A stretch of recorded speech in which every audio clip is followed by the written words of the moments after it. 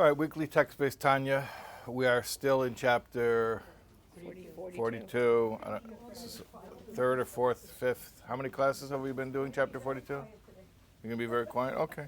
Last week we only covered a few lines, which is okay. That happens sometimes.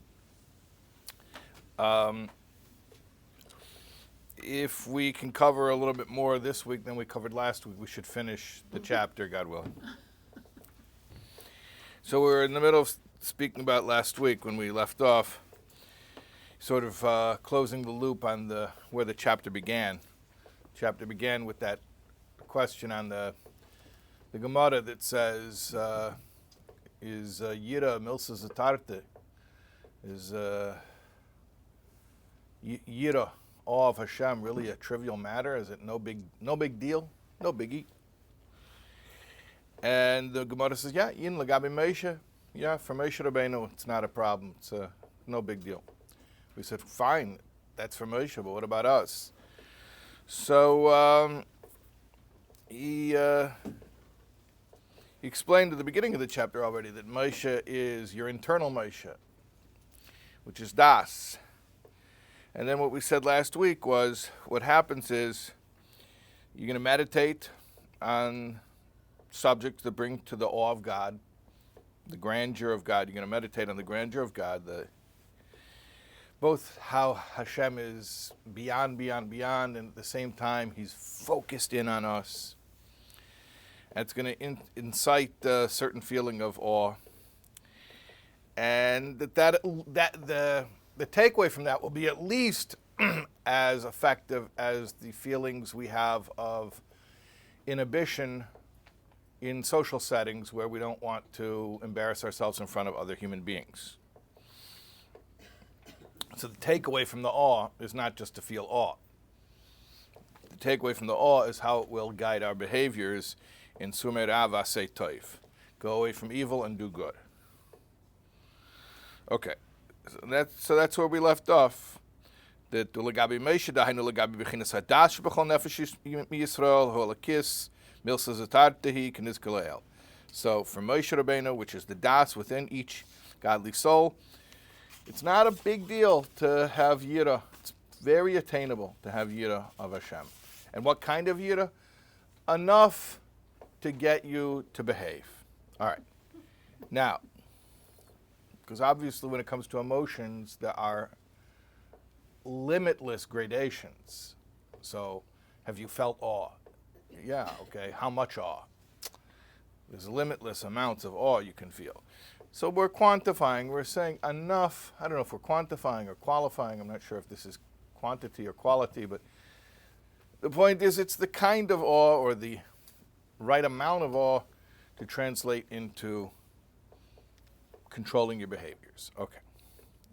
Then he proceeds to explain in the brackets, Shahadas hu hamakasha mitzvune binas halev el bechinas gilui b'machshava mamish ki yadu liyedechein. Das is that which connects from the recesses of the heart to the revelation of the thought, as is known to those who are acquainted with Kabbalah. He's describing das here. We describe das in many different ways. Its functionality is always somewhat of a bridge. But here he describes it sometimes as a bridge between Chachma and Bina, sometimes it's a bridge between the Seichel and the Midas. I'm not going to unpack all this right now. I'm just going to keep floating. I want to move. Here he describes Das as a bridge between the recesses of the heart and the revelations of the mind, of the thought. Right? The recesses of the heart could be like emotions that you have buried so deep you're not even aware that you have them. The revelations of the mind means conscious thought. Like you know that you're thinking it. Not subconscious thought. Conscious thought. In fact, willful thought. Purposeful thought. So das, we're describing here as the bridge between deep emotions that are so deep maybe you don't even know that you have them. And that's on one side. And then the other side is conscious, willful thought. We go in and you say, here's what I'm thinking about. And I know I'm thinking about it because I chose to think about it. Das is what's bringing that out. So you have these feelings of awe somewhere buried deep in your heart. Remember we spoke about the buried treasure. And we're going to bring it out to a conscious subject to ponder and meditate upon. Okay.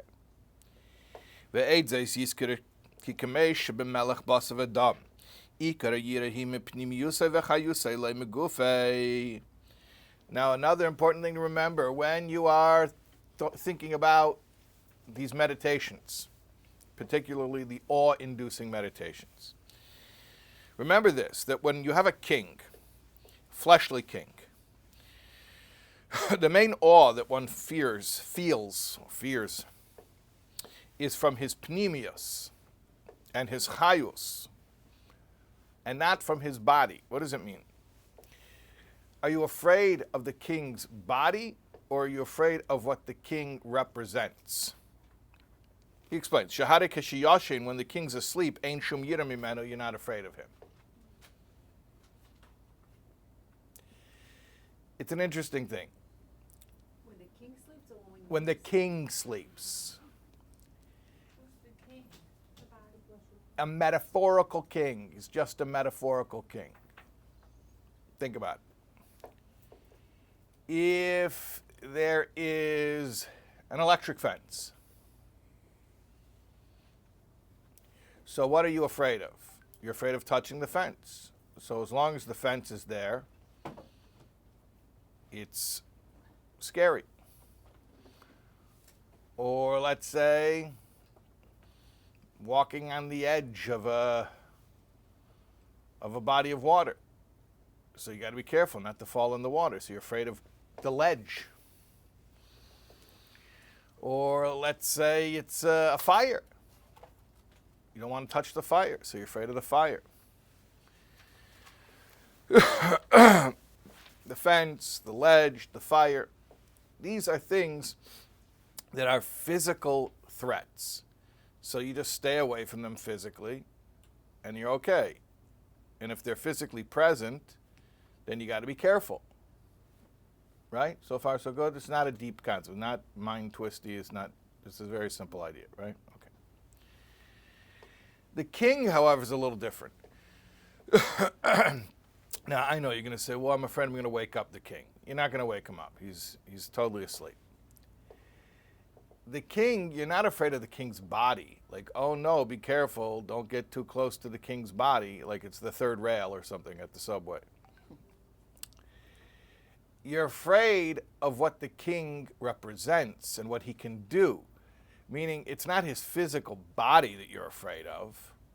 Like you're afraid to touch the fire or go close to the ledge or touch the electric fence.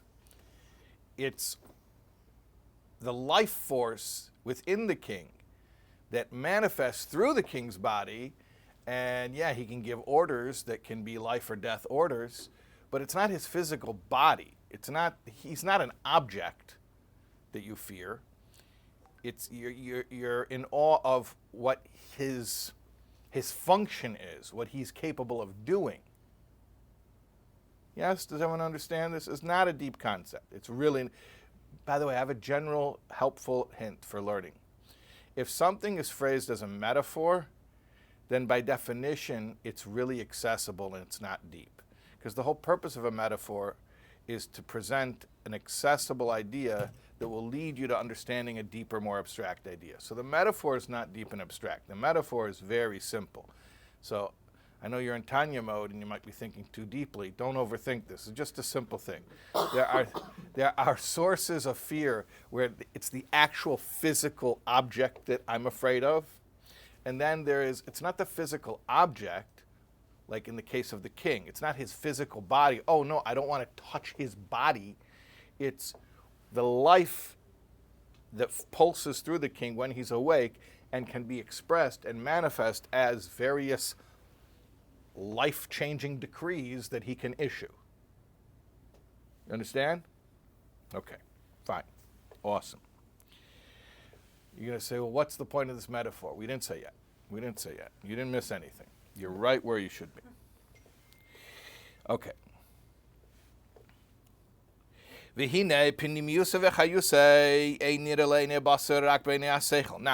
king's penimius and his chayus, he calls it his inner life. You don't see it with your physical eyes. You see it with your mind's eye. Al yedei rias einay basar begufa levushav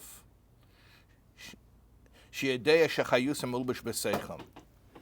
But it's visually cued by seeing the physical side of the king, and then you know in your mind that within the physical body of the king is housed the king's life force.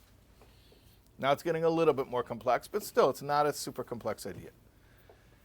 You're not afraid of the king's body. It's not like a fire where you're afraid to touch the fire. For good reason, you're afraid to touch the fire. It's not, oh, I'm afraid to touch the king's body. If I touch his body, I'll blow up. Okay? However, when you see the king's body, that's a visual cue to remind you of the king's life force. That means his powers, his capacities. What? His authority. His authority, yeah, which is an abstract notion. The authority of the king. It's not a thing, it's an idea. If he wasn't the king, we would be afraid of his body.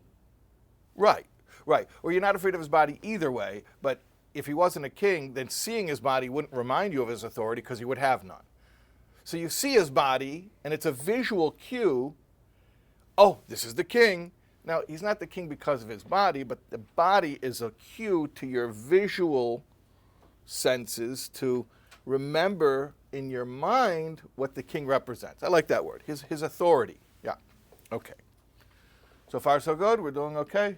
All right, fine. V'im kain, if so. All right, now we're going to get the application. If so.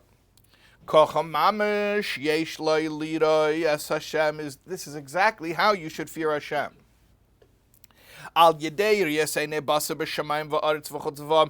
your physical eyes look at the heavens and the earth and all of the stuff in them, that the infinite light is invested within all of the entities of the heavens and the earth. In other words, when you look up at the sky and you see all the constellations and you're like, wow, this is crazy, this is so mind-blowing, this is so awe-inducing, I can't believe it. Okay, sure, no problem. But that's just a visual cue to your physical senses to remind you of an abstract concept that you can only appreciate in your mind. Meaning you're not afraid of the vastness of the universe. The vastness of the universe, if indeed that's our visual cue, is a reminder of what the king, meaning with a capital K, what Hashem represents. Just like with the king, it's not his body you're afraid of, it's what the physical presence of the king reminds you of, what the king represents.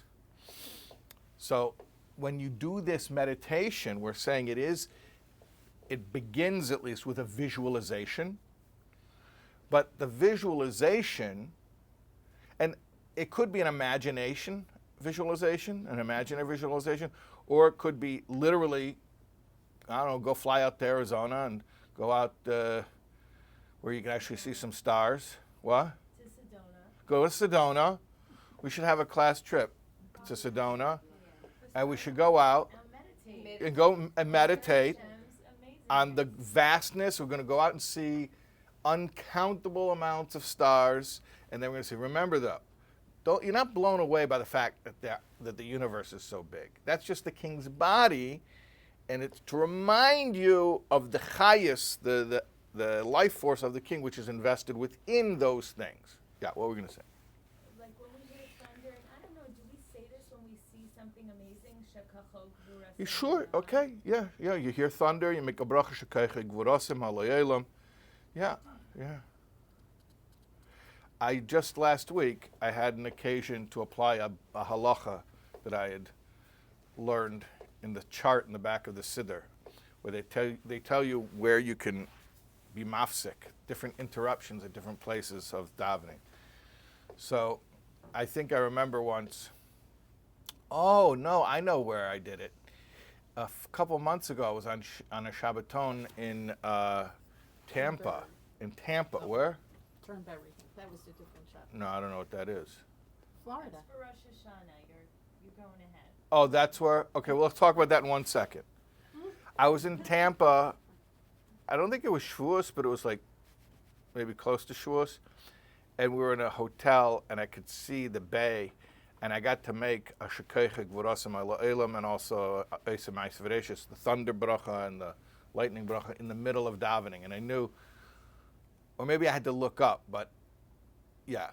And then that you're allowed to do it while you're in the middle of Pesukah de Zimra. So if you want to know, if you're in the middle of Pesukah de Zimra, you can make those brachas. Okay. Turnberry is I where you seen broke the- the Okay. glasses. We took bracha on the bay? No, the thunder and lightning. The thunder and the lightning over the bay. Okay. And then earlier last week, a few days ago, it happened again. I was in Florida again, not in Tampa, I was in Miami area.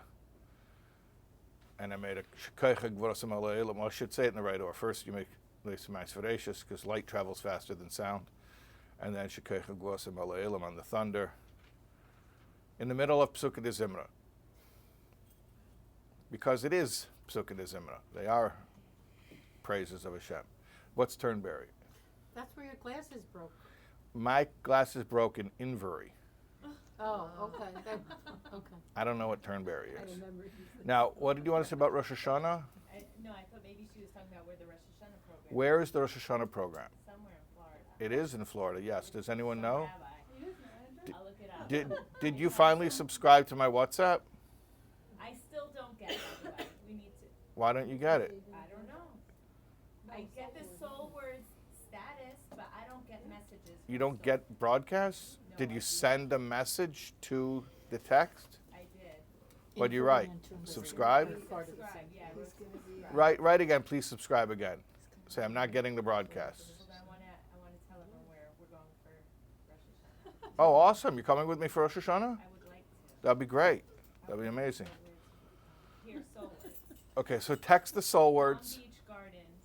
But text again and say, please send me the, I'm not getting, just send a text right now. And because we're recording, what's the phone number for the soul words WhatsApp? I'll say. Okay. 516 516 495 495 3021. 3021. Okay, so just send subscribe to that number. And can you just write to them again, please, I'm not getting the broadcast, please look into it. Please subscribe. Tell them, like you can do a voice note even and say, I haven't been getting the broadcast. I can see the statuses, but I'm not getting the broadcasts. Okay. What is the soul words WhatsApp send? What is the Soul Words WhatsApp send? It sends different clips of me talking.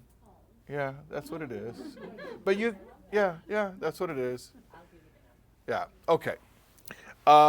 So where am I for Rosh Hashanah, God willing? Palm Beach Garden. Palm Beach Garden. Looks like she's going too. Okay, Baruch Hashem. Palm Beach Garden at the PGA Hotel. Yes, with Rabbi Simon Jacobson, Chazan Yassi, Baumgarten, Sephardic Minyan. Okay, we have a full Chazan from Paris. program. Ladies. Oh, really? Yeah. Okay, Hazan arriving from Paris. amazing. Israel El Fassi. Okay, so we're inviting everyone to join me for Rosh Hashanah. Rabbi, you know how like some people go on a trip and they write it off as like a business Yes. expense? We're going to write it off as a mitzvah expense because Okay. we have to go and meditate over Hashem's Yes. world. Maybe we'll do a meditation session on Rosh Hashanah. I like it. That's You're supposed to meditate anyways during the Tekiyah Shofar. Okay.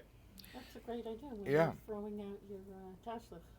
Oh, we can do a Tashlich meditation. We can do all types of meditations. Yeah. Okay. All right. I'm going to start working on it. Leonardo. So listen to this. You look at the stars. You go to Sedona and you look at the stars. It's not that you're afraid of the stars. It's that you're in awe of the king who invests himself within these visual cues, these reminders to your five senses.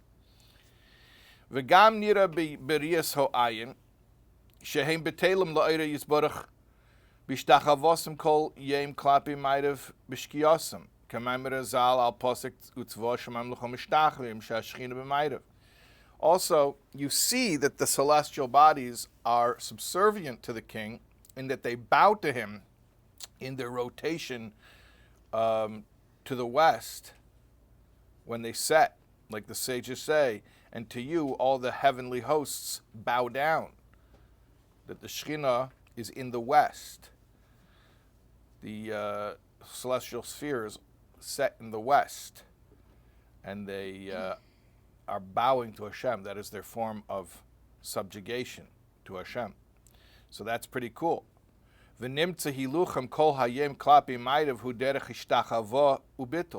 it comes out that their rotation westward is a type of bowing and a type of expression of subservience. And in case any heliocentrists are listening, you can leave vitriolic comments in the YouTube. That's okay. I'm fully aware of the heliocentric model. I think it's a good model. I'm glad that NASA used it for the moon launch. It's fine. It's just a model. Don't get all enamored with it to the point where you're ready to die on that hill. It's just, I'm speaking to the YouTube people. I don't think any of the heliocentrists here even care. What is that? I don't even know what you're talking about. You don't know what I'm talking about. Okay. Well, you see, there was this guy named Ptolemy who was, Yeah, I heard of. yeah. Oh, this is weird. Like, it's like Gemara. You know, we start and then. Yeah. Gemara Okay. always- Very simple. The Torah model for astronomy, which is a very precise model to the extent where I challenge anyone who thinks that they're smart to go learn the Rambam's Hilchas Kiddush HaChodesh in Mishnah Torah and tell me you can follow it all, okay? And just have a little respect for the fact that for millennia, the Jewish sages were able to predict the exact appearance and place of the new moon.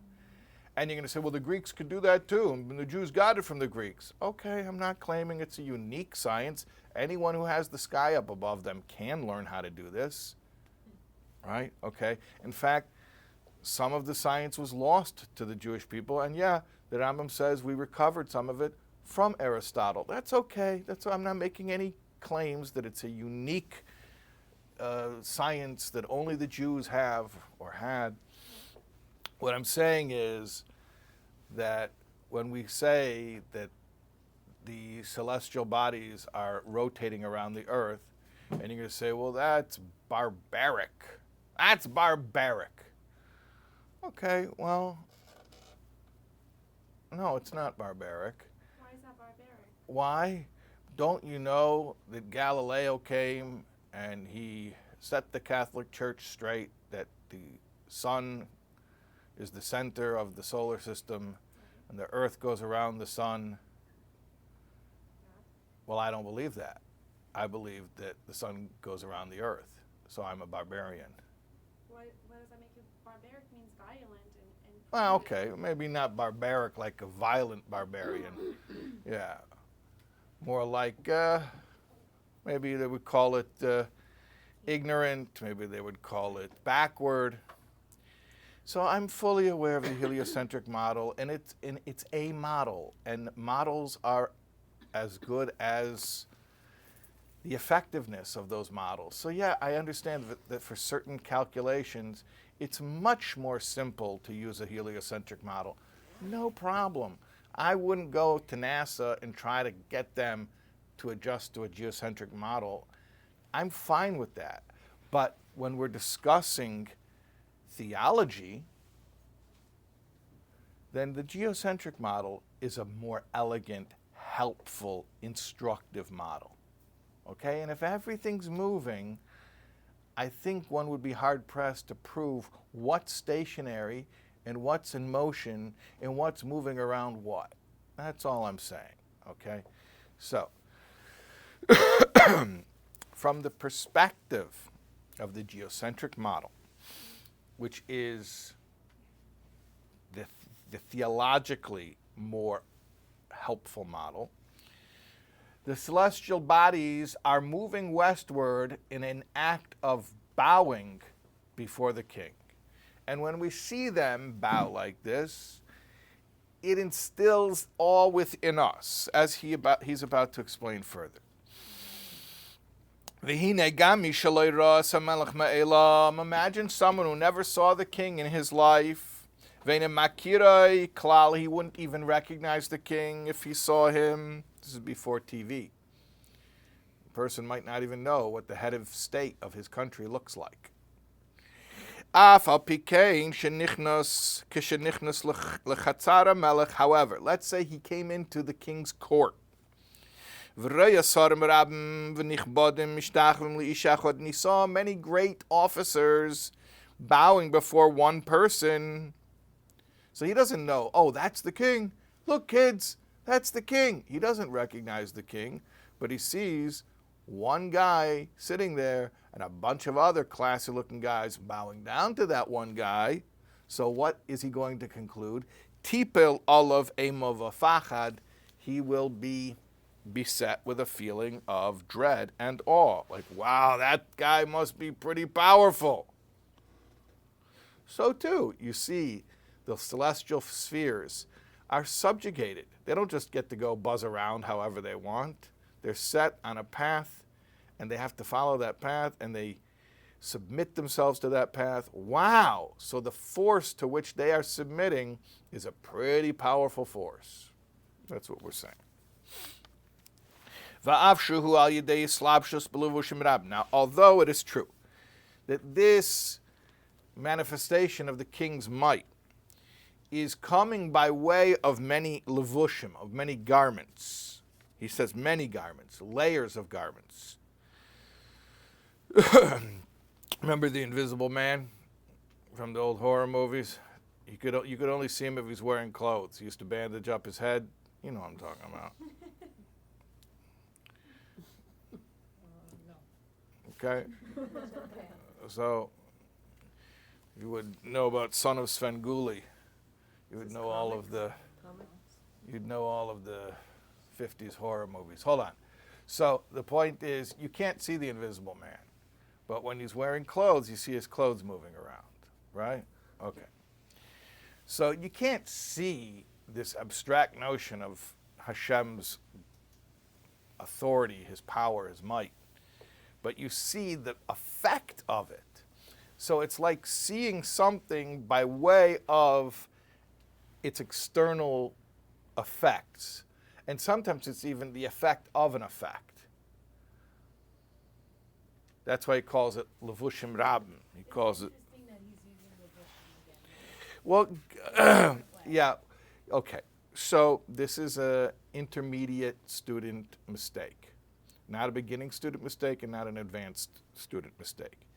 And that is, when you hear the word levushim, you're so used to thinking of that word levushim in, oh, I know what levushim is, chapter 4, thought, speech, and action. The soul's garments. Very good. But one of the confusing things about Chassidus is when we use a word in a very specific context to have a specific meaning, it doesn't preclude that word being used in other contexts to mean something completely different, which is tough because sometimes you'll see the word levushim, like, I know levushim, chapter 4, thought, speech, and action, the 3 garments of the soul. But here he's not talking about those levushim. I mean, it's similar, they're both called levushim, but here he's talking about when you see the celestial bodies surrendering to their king, they are a garment, so to speak, for the authority of the king. You don't see the king, but you see the effect that the king is having on the celestial bodies. Yeah. That's true, but they don't have free choice. So then what else would they do besides for surrendering to the God who created them? All right. But So you're saying because they don't have free choice, it's not as impressive? It's not that it's not impressive, it's like it's not, I can't relate to that because I have free choice. Okay, but it's not Aesop's fables here. It's not like we're using, a fox to teach a story about human character traits, and we're not looking at the stars to teach a lesson about human character traits. It's not the point. The point is, it's supposed to inspire awe because you're like, wow, there's a lot of stuff, and it's all subservient to Hashem. Wow. So when I'm trying to wrap my head around the greatness of Hashem, which I'll never be able to do, I could at least start by saying, even the stuff that Hashem's in control of, I can't wrap my head around. Let alone, I'm going to wrap my head around Hashem. Right. Wow, awe. Right. Okay? All right, fine. Rabbi, Yeah. first of all, like Rebecca, I don't know why is it, are we not considered Hashem's levushim also?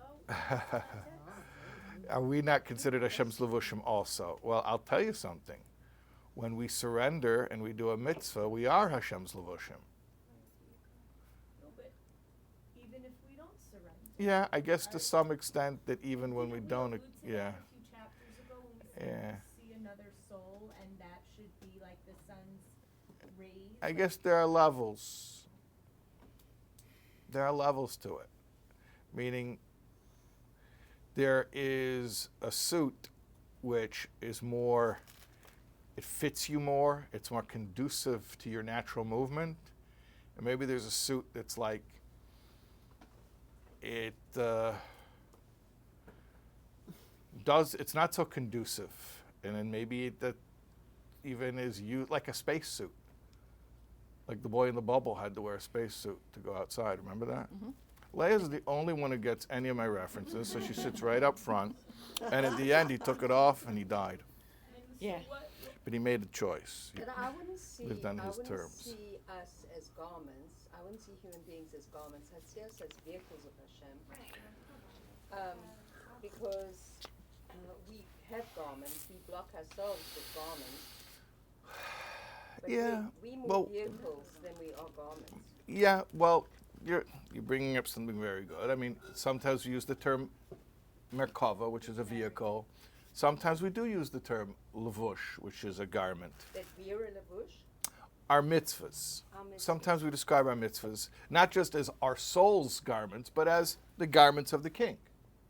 Right. How what's the king is everything expressing else? himself. What? So what's everything else? Well, everything else is also a garment. What do you Is it mean not everything all a else? manifestation? It's all manifestation of Is Hashem. that what we're saying when we Yeah, refer it's to it all. as the levushim, like the stars, like is that a manifestation or is this a different idea? When I look up to the stars with my eyes, Yeah. when I feel, how's it go? When I when I cry, when I laugh, when I sing, I know that God is a part of everything. You don't know what I'm talking about? Not at all. Guys, it's all an expression of God. Stars, the wind, the tide of the ocean, but they're just garments. And that's our point. Okay, watch this. Let's continue here, okay? And although these are just garments, and sometimes they're garments on top of garments, like petticoats, you know, like a lot of different layers. Talking about like major layers. Okay. Hare. What? Never mind. Okay. They're all talk. Okay. Hare ein havdol v'hafresh klal b'yiras melech basav adam ben shehu arim uven shehu lavush levush echad uven shehu lavush b'levushim rabim. There's no difference in the awe of the king whether the king is naked.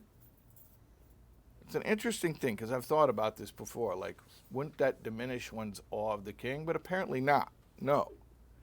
Or whether the king is wearing many garments. The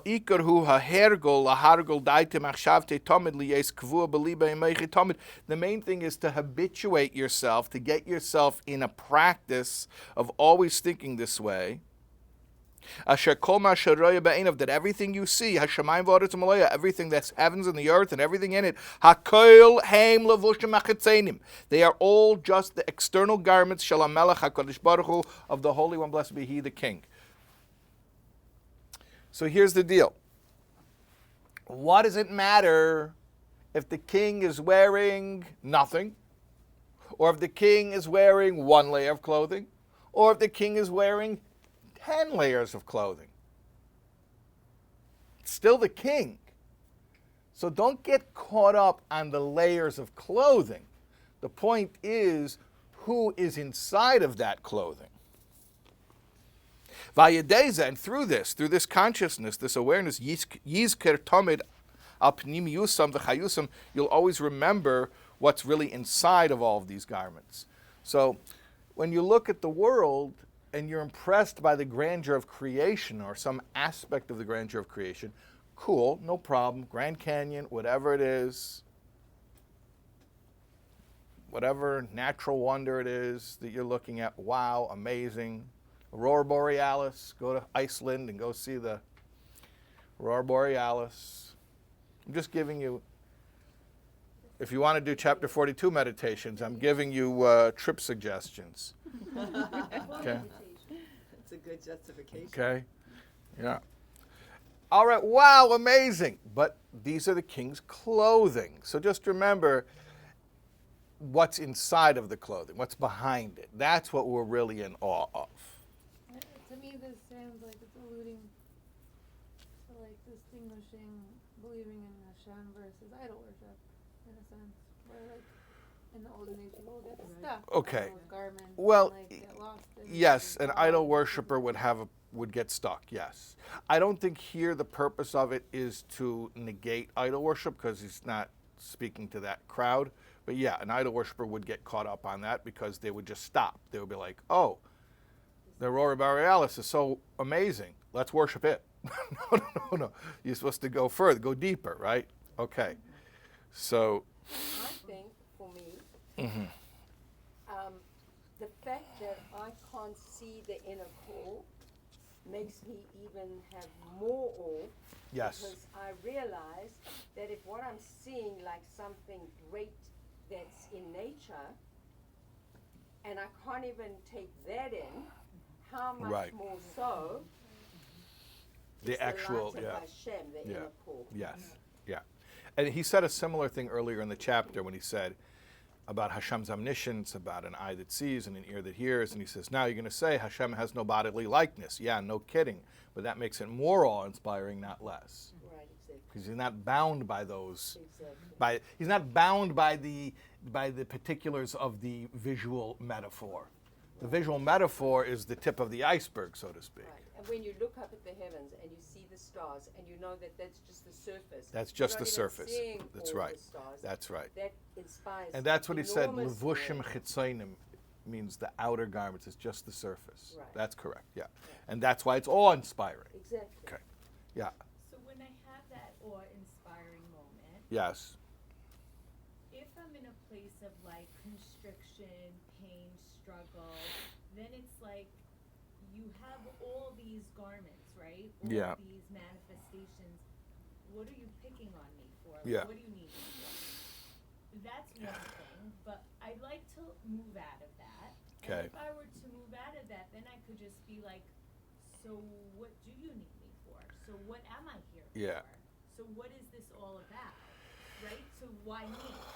If for the good, for the bad, for just plain old Yeah. existence. So, I mean, he's not explicitly I know that's not dealing the with point. this, but you're asking, okay, so, I mean, it's a human question, so let me address it. Okay. You're basically saying, well, what if I'm going through pain and I've got my own issues right now, I'm distracted with those issues, and now all of a sudden, let's say I'm doing some awe meditations and they're working and now I'm inspired, but hold on a second, what do? I have the awe, but at the same time I have my pain. It's like I know God runs the world, so like, why me? Why are you picking on me? Okay. Without getting into a whole deep conversation about why do bad things happen to good people, and I would refer you back to chapter 26. You know, if you really need to rethink that subject, I would say go back to the first half of chapter 26. We speak about the higher good, it's the hidden good, and okay, no problem. But within the context of this conversation, what I would say is that perhaps when our mind expands to appreciate increasingly vast notions of reality, that perhaps our present troubles become smaller. They don't vanish, but they exist within a larger context, which may make them slightly more manageable. I don't want to minimize anybody's problems, but a story that I often think about is I was one time when I was a yeshiva student 770, I was at the home of an older friend of mine. He was maybe 10 years older than me. He already was married with kids. And his little kid started crying at the Shabbos meal. And my friend was like kind of laughing it off. And I'm like, why are you laughing it off? Like, your son is crying. He said, no, because it's really a silly reason why he's crying. He doesn't need anything. He's fine. I'm like, well, what? Well, he looks really upset. He's like, you know why he's crying? Because he just found out that the cholent is fleshig. And he wanted to make little cheese sandwiches tonight after Shabbos. And he's not going to be able to. So that's why he's crying. So I'm really not too concerned about it. Okay. So I don't know why, but that made a big impression on me. And whenever I tell this story, there's always people who get distracted by the perceived lack of compassion from the father. That's not the point of the story. I don't know if he should have been more compassionate or not, but that's not the point of the story. So forget about that. Just take it in with. We all want the cheese sandwiches. Now you think about the cheese sandwiches. Okay, so. We all want, that's what we all want. Yeah. And they will come. Okay, so I saw this kid over 10 years later. Oh, jeez. All right, let's not talk about cheese. Everything in its time. Okay, let's not talk about cheese. I saw this kid over 10 years. The story's not over. I didn't tell you the story for that purpose. I saw this kid over 10 years later. He's married now, but I think this is before he got married. But he was in his 20s already. So maybe it was like 15 years later. Anyways, I spent the Shabbos with him, and I said to him, "Can I tell you a story?" And I told him that story. And I said, "Do you remember that?" He said, "I don't remember it, but I believe it. I believe it." I told him, "I'm not trying to embarrass you by telling you about silly things that made you cry when you were little. I'm telling you the story for a reason." I told him, "I don't really know you. I haven't seen you, haven't spoken to you in many years, so I don't know what's going on in your life, but I know the nature of life. And I just want you to know. Whatever you have going on in your life right now, whatever it is that's keeping you up at night, that's troubling you, you should know this. Just like what made you cry when you were 8 years old doesn't make you cry today when you're 23, whatever that's making you cry when you're 23, there will come a day when that won't make you cry either. But it's a lot of work to get there. Sometimes it's work, sometimes it's just time. It might not Sometimes even it's be in both. this world. And it might not even be in this world. Or it might not be until Mashiach comes. Certain things we will not be able to wrap our minds around. We know that. The suffering of the innocent, we don't want to wrap our minds around. But when Mashiach comes, we have the whole picture, then somehow it'll all kind of click and make sense. Okay? But the point is, when you get a glimpse of a bigger picture, even if from that mind expanded state you don't see how your problems make sense, at least it hints to the idea that there are greater vistas and there is the potential for whatever it is that you're grappling with to have a context. Maybe you can't see widely and broadly enough to have that context, but it reminds us that there is a context. Yeah, but doesn't it go even further than that? Doesn't it go to the subjugation and the subservience is enhanced by you realizing how everything in this world is under Hashem's dominion. And that helps us all to realize that my problems are Hashem's problems, and He will take care of it because He can. Yes, that's another aspect of it. But I subjugate myself to Yeah. Hashem, and I put myself in His control. Yes, that's another aspect of it. That certainly Hashem is in control, and that whatever I'm going through that's difficult isn't a lapse in Hashem's control. Exactly. It's somehow all part of it. But again, like I was saying previously, we don't have the bigger concept. Yeah, what do you want to say? Jump in. Yeah. Will we ultimately understand every suffering, will we understand why the Holocaust? Why the Holocaust? Or whatever. Always why the Holocaust. Will we be able to Or it is close will we to really us. understand everything? Psyche. Why we had to go through each challenge and difficulty? Will we So if you are a Holocaust survivor, you will understand why the Holocaust. Maybe even before Mashiach comes. If you are not a Holocaust survivor, no, you will never understand the Holocaust. Not even trying to. If you're a child of the Holocaust, if you're a child of Holocaust survivors, you will understand why there's such a thing called children of Holocaust survivors. Rabbi, but it says You will at the understand end of days your we will part, why understand. that was your story.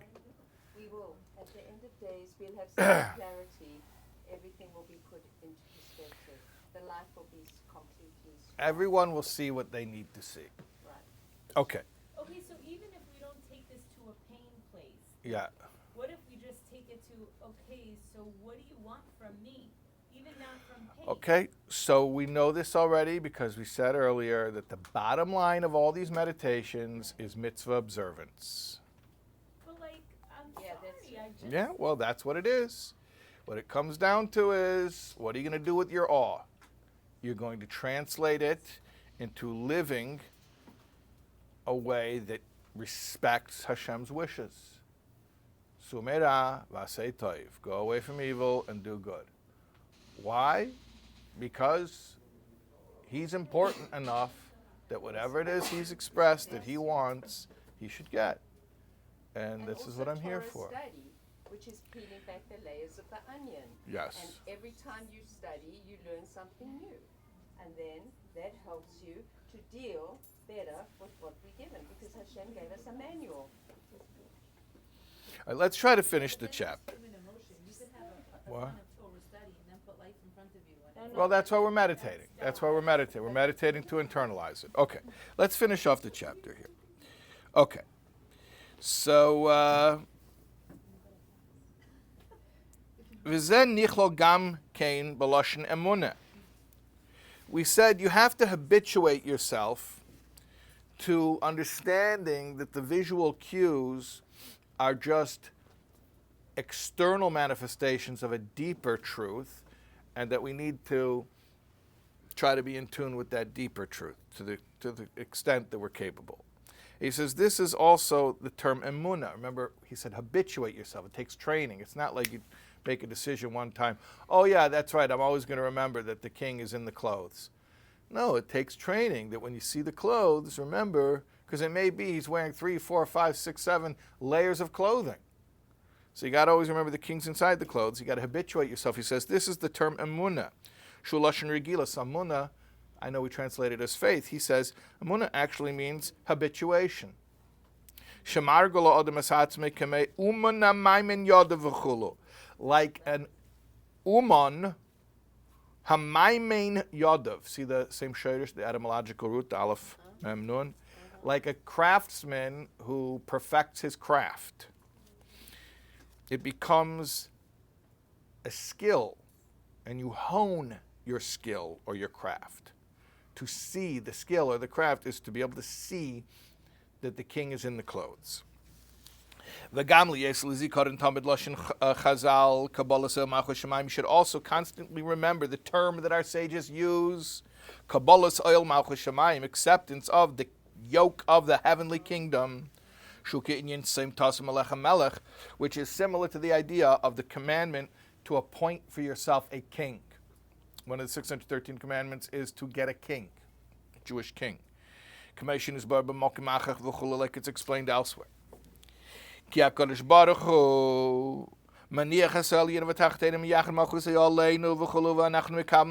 Hashem fills all the worlds, higher and lower. And yet he focuses his kingship upon us. And we, for our part, receive that kingship. It's a two-way street. It's a dynamic relationship. And this is what the meaning of the bowing is in the Amidah, in the standing prayer. After you accept the kingship of Hashem in Shema. Shema is the accepting of Hashem's kingship. And then after you say Shema, then you do the Amidah, the Shemoneh Esrei, and then you bow, and that represents the subservience. When you bow, then you are actually, physically indeed, receiving the kingship. In a physical way. Like it's explained elsewhere. So the point is that when you feel the awe should move you. Move you to what? To surrender, to acceptance, to receiving Hashem's authority. That's the end of chapter 42.